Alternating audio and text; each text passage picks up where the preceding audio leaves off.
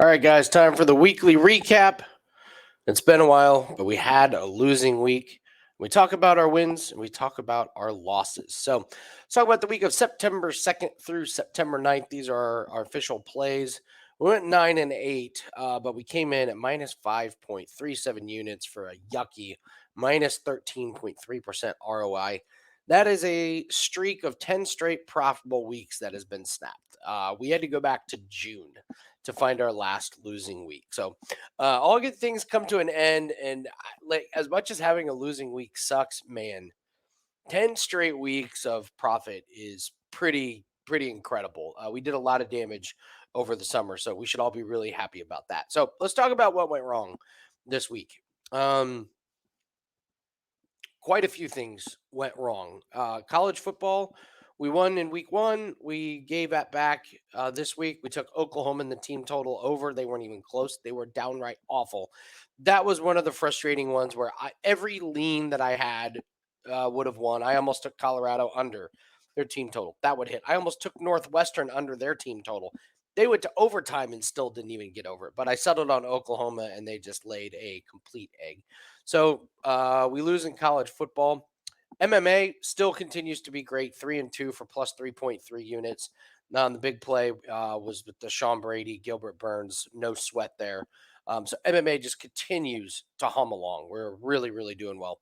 Bummer on lacrosse to have our only play of the week and probably our last play of the PLL season lose. That was tough. So minus 3.6 units on a player prop that was never really close. But a very successful season from the lacrosse department for sure.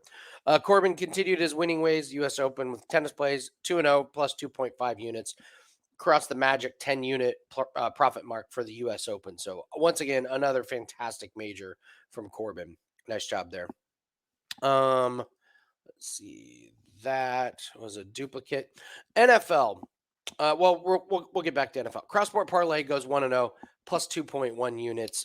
We had an NFL play and MMA. All right, so what went wrong in NFL? So we go 3-4 for minus 7.4 units. A couple things went wrong. We had sack props. We had two sack props. We put those at 3%. Those both lost. We had our alt line parlay that lost, involving the Bengals, of course, because everybody lost on the Bengals. So that was the bad. We're going to lower the percentage on the sack props for the next couple weeks. The 3 wins were all the quarterback props where we isolated bad secondaries. We wanted to play quarterbacks against them. So we had a nice cash on Sam Darnold at like plus 140 to throw over 1.5 touchdowns.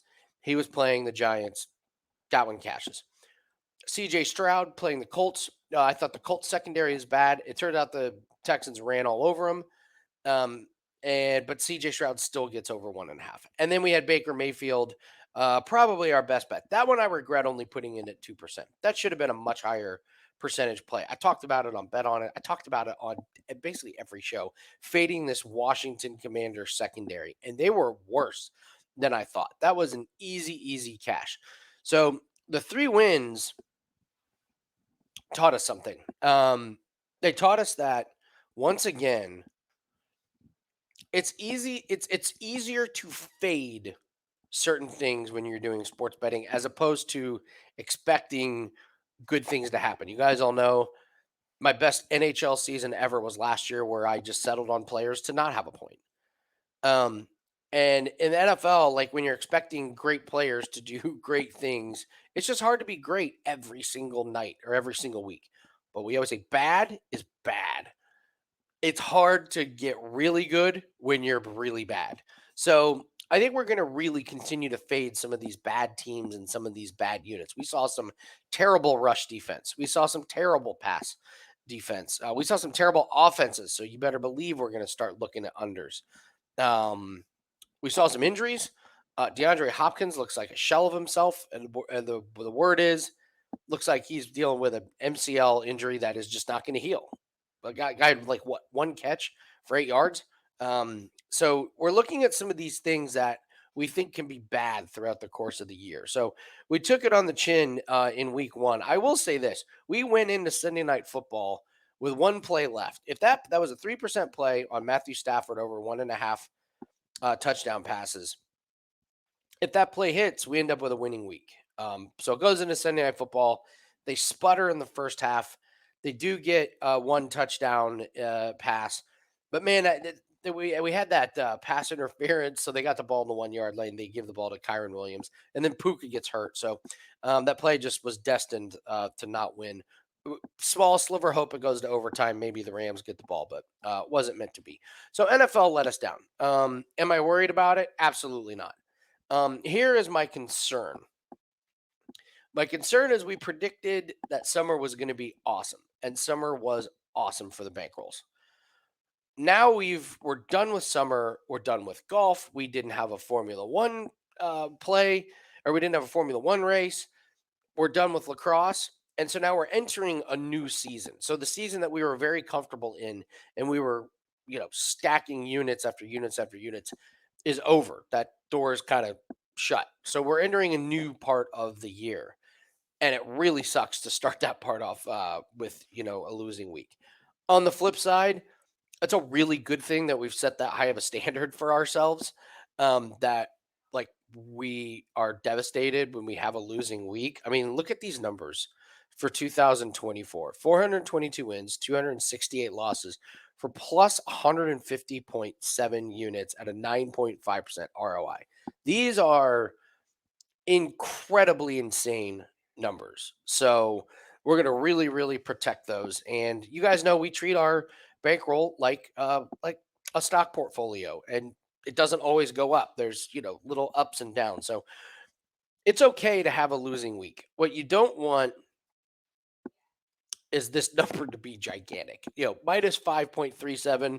If you're looking at it on a chart like this, that's just a little, whatever. It's just a little dip. So 10 out of 11, 10 straight weeks sounds great, but that's still 10 out of 11 weeks. So we're getting back after it this week. This week, our big play, we got a 5% cross sport parlay that is up. These have been our bread and butter this year. You guys, all access clients, this has been an absolutely huge moneymaker, these cross sport parlays. We're 18-7 since June on these for 26 units. So just in the last 3 months, we brought in 26 units of profit. That's 26% added to the bankroll just with these cross sport parlays. So that 5% play is up. I didn't even need to research it, or I didn't need to hunt for it. I already knew what it was going to be going into this week. So we got the right lines. It's a perfect price. I mean, it's almost even money. So we got a lot of room to wiggle with that. So go grab that. That's over at wagertalk.com. And if you haven't liked and subscribed to the channel, we got a couple milestones that we really want to hit on the YouTube channel. 500 subscribers is one of them. We're almost there. And then the next one is 1,000 subscribers. So our goal is to try and get to 1,000 subscribers by the end of the year, and I think we can do that. So if you're new and you're just watching it, thank you for joining us. We do recap videos every week. It's important to talk about when we win, and we talk about when we lose. Like, what can we learn from our wins? What can we talk from our losses? And I will bet if you have another handicapper that you follow, they're not doing recap videos every week. We are very confident in our plays, we're confident in our abilities, and we are confident in our long-term goal. Our long-term goal is to take a bankroll of $10,000 and get that thing over a million. So here is this is our bankroll that we started with $10,000 last August 7th. So we took a little step back, but in 58 weeks, that $10,000 is now 36,386 after we take a little step back. But look at what we've done since that streak started. I mean, we were at like 12,559, and then just you have this huge explosion with units over 10 weeks. So, like, when we go back and look at it, I mean, there were times that we were down, we were getting crushed when you go through a losing streak, because losing streaks happen. It's gambling. What does Ralph Michaels always say? Like, if you hit 60% of your bets, that's like the best in the world. That still means you're losing 5 months out of the year. 5 months out of the year, you're losing to be best in the world. So it's important that we really wrap our head around that losing streaks are going to happen, but We just have to know how to deal with them. So how do we deal with the losing streak? Well, college football, not too worried about. We're 14-5 in those, so we'll rebound from that. MMA, we're leaning more and more into MMA. We lost on Contender Series, but man, did we come back strong in Bellator and UFC. So MMA, I don't think we need to change anything. One thing about UFC that we've noticed is overs are hitting at a big time rate, so we're going to lean into that more. Lacrosse, that season is over. I think we moved to indoor. Tennis, probably not a whole lot of tennis, maybe a sprinkling of plays here or there. But what do we know? We know when we have a tennis major, fire away on tennis plays in a major. NFL, we got to make adjustments. We got to make adjustments to some of our percentages of plays, but I'm not too worried about the alt line play that lost. It's going to happen. We'll get after it. But I was really happy with some of the reads that we had. I did a free play video about Devin Singletary over his receiving. It hit. I didn't put it in as an official play. So, um, as bad as minus 7.4 units sounds, I don't think we were that far off. It's just a little tweaking here or there. And then, of course, the cross sport parlay. We got to lean into the cross sport parlays. It has just been an absolute moneymaker. So this week, our 5% play is going to be a cross sport parlay. I know here, like I'll be just very very honest here.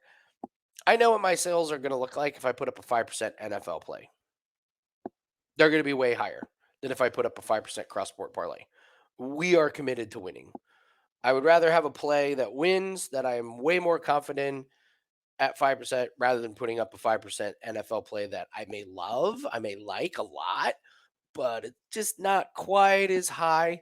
And so like we're way more committed to the winning plays that are probably not going to sell as much. So it may hurt the sales a little bit, but it certainly helps our bankroll. And we believe that it helps clients bankroll. And the higher we can make your guys' bankroll, the better off we are all going to be, and that's what this entire journey is about. There's a big difference between selling plays and actually playing them with your own money and building a real bankroll and doing it long term.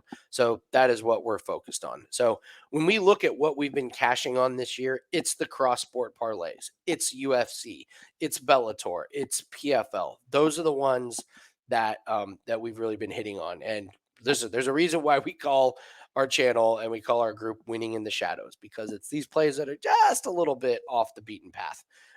These are not going to be your big NFL spreads and big NFL totals that everyone is betting on. And I'm sorry that most people are losing on. So we're much more concerned with our bankroll and your bankroll as well. So thank you, everybody, for joining on this. If you have any questions about joining us all access, just go to Wager Talk. Make sure you join the Discord if you have not. A lot of great things going on in the Discord, some free play, some really great channels, good content that people are coming out with. We always do shout outs, and just shout out as the UFC department. Our just and of course, the UFC department is me, Corbin, and Jim. So they just continue to cash. And shout out to bad NFL secondaries. I think we can take advantage of these for the rest of the year. It's got to be the right number and it's got to be the right spot. But we went 3-0 with fading some of the bad secondaries. So, but we got a combination of really good matchups and we got a combination of great prices. So that allowed us to fire away on those. So appreciate everyone for joining us. If you haven't hit the like button, please do. Leave us a comment. If you don't have an amazing, insightful, thoughtful comment, um, just type the word win. Let's get back to winning. So just type the word win in the comment section. If you got any questions about how to get all access plays, leave me a comment. I'll reach out to you. But really, the best way is to join that Discord. And all plays can be found at wagertalk.com. WT.buzz/AL is the shortcut. If you do not have any plays for this week, get that 5% cross-port parlay and get that thing into your bankroll and into your portfolio. So, all right, guys, thanks so much for joining us on the recap.